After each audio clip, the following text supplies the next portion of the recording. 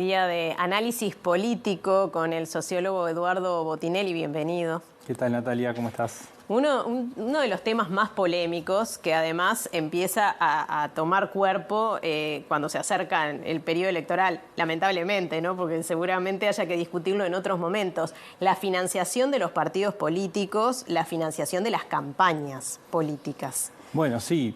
Bueno, primero, el peor momento para discutir estas cosas es cuando se está empezando una campaña electoral, sin duda, porque quienes vean afectados sus intereses quedan bien claros del primer momento. Acá tenemos varios temas con respecto al financiamiento y a las campañas electorales. El primero tiene que ver con el tiempo de campañas electorales. Oficialmente, la campaña electoral para las elecciones internas empezaría 30 días antes de las elecciones, ¿sí? Estamos hablando del 1 de junio como fecha de inicio del año pasado. Del año que viene. Empezó hace rato. Uno mira y la campaña electoral ya empezó, sí, ¿no?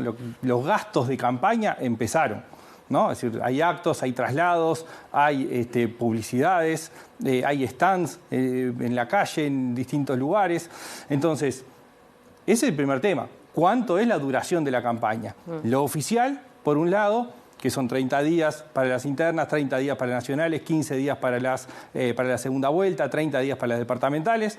¿Cuánto es lo oficial por un lado? ¿Cuánto es lo real? Y lo real es mucho más largo, por lo tanto, los recursos empiezan mucho antes que la propia campaña electoral. El segundo es el costo que están teniendo las campañas electorales, que vienen creciendo sistemáticamente a lo largo de los años. Y cuando miramos un poco lo que son los datos oficiales que están las declaraciones juradas que presentan los partidos a partir de la ley que está vigente, tenemos un financiamiento, por un lado, de un gasto del entorno de los 50 millones de dólares y un financiamiento público a partir de los votos, es decir, está establecido por ley que por cada voto que se saca hay un pago, sí, que es cerca de 10, 11 dólares en las nacionales, menos de la mitad en las internas y en la segunda vuelta.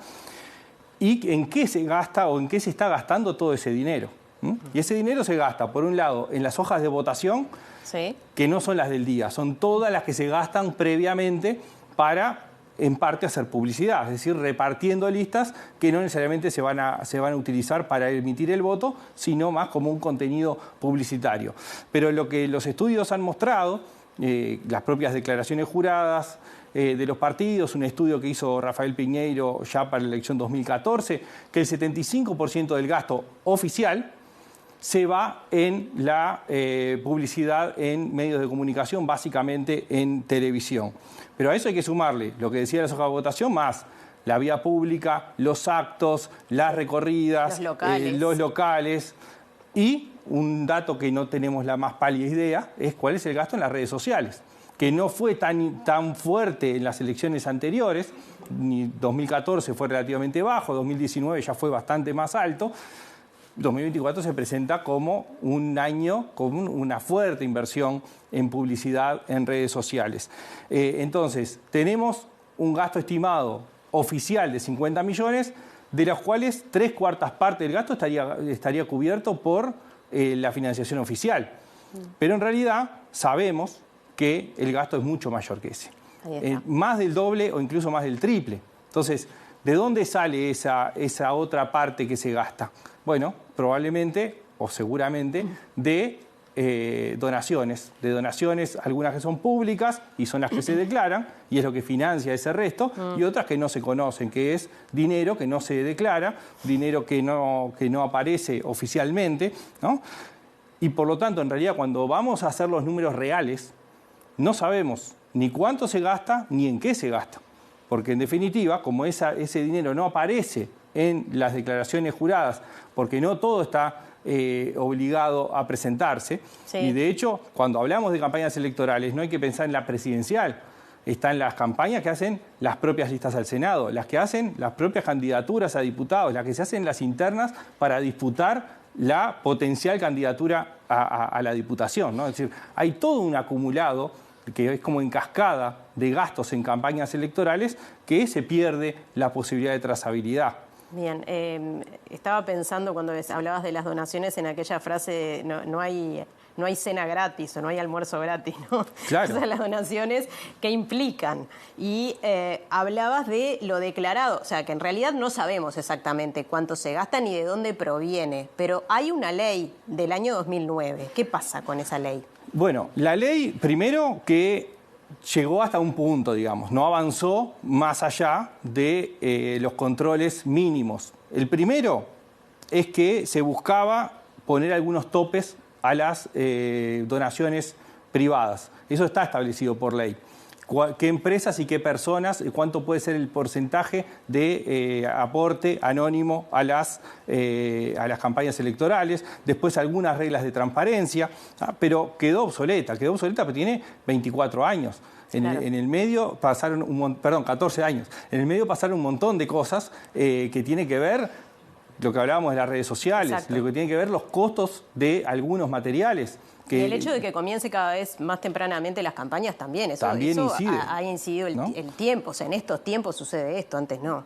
Por supuesto, se han adelantado el arranque de las campañas, claro, ¿no? Claro. Lo otro es que esto tenía la necesidad de algunos controles.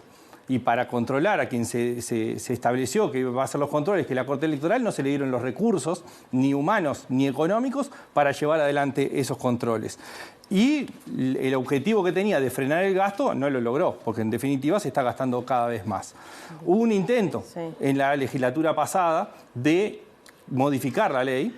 Se aprobó en el Senado una ley que tenía como principal objetivo limitar el gasto. Es decir, bueno, achicar, no seguir aumentando el gasto permanentemente en lo que son las campañas electorales, mejorar la capacidad que pueda tener la Corte Electoral para controlar, mejorar la transparencia de todo lo que se gasta en las campañas electorales, prohibir, por lo menos tenía establecido, prohibir el aporte de las empresas privadas, limitar el aporte personal de las personas. Eso terminó aprobándose en la Cámara de Senadores y fracasó en la Cámara de Diputados, porque terminó empatada la votación porque el diputado Darío Pérez se fue de sala, ¿no? Un episodio muy recordado. Sin duda. Ciertamente, y que no se llega nunca a que tenga todos los apoyos que deben tener cuando deberían ser los propios partidos los primeros, ¿no? en buscar regular esto, porque tenemos que confiar en ellos después. Bueno. ¿Por qué es tan importante que se regule? Y así, rápidamente, porque ya nos avisan que queda poco tiempo, pero es